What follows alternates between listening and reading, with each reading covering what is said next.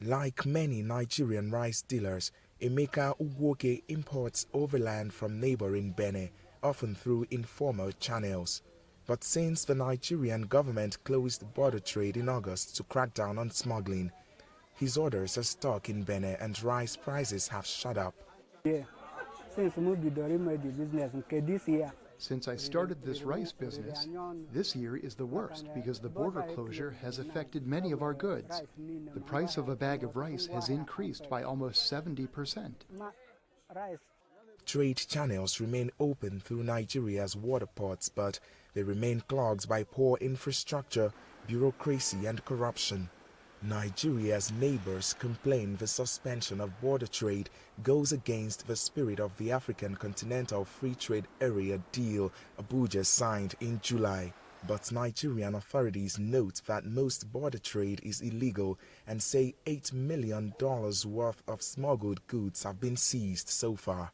It's yielding so much positive results in terms of security, situation improvement. There's been very, very tremendous positive improvement on the side of security, and then economic activities have been stimulated. Our farmers are smiling to the banks.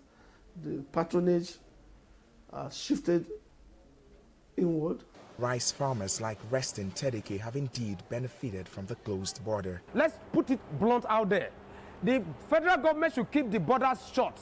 If you don't see foreign rice shop, what are you going to do? You're going to look within. While Nigerian authorities say the border will remain closed until at least January, economists warn the trade limit should not be permanent. And we need to promote trade. We need to liberalize trade. But it has to be done in such a way that they will promote employment, that will promote incipient growth and inclusive growth in our economies, but not undermine and destroy the trading relations. Rice trader Ugwoke says as long as border trade is banned, customers are also losing out on quality as standards of cheaper local rice are not as high as imports. Rice itself and after that, what is the local rice? Our customers complain that the local rice contains stones and sand particles, and honestly, I have opened some of them and confirmed it.